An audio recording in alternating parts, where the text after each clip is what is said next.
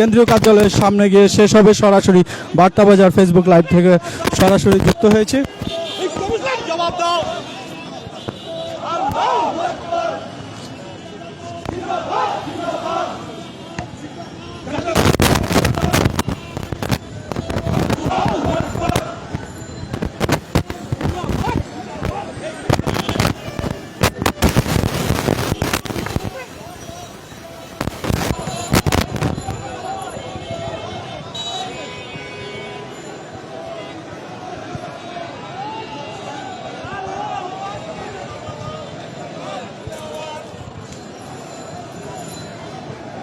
ফিলিস্তিনে ইসরায়েল কর্তৃক গণহত্যার প্রতিবাদে বাংলাদেশ জাতীয়তাবাদী ওলামা দলের বিশাল একটি বিক্ষোভ মিছিল, যেটি জাতীয় প্রেস ক্লাবের সামনে সমাবেশ শেষে এই মুহূর্তে মিছিলটি বিএনপির প্রধান কার্যালয়ের দিকে এগিয়ে যাচ্ছে। সরাসরি দেখাচ্ছিলাম।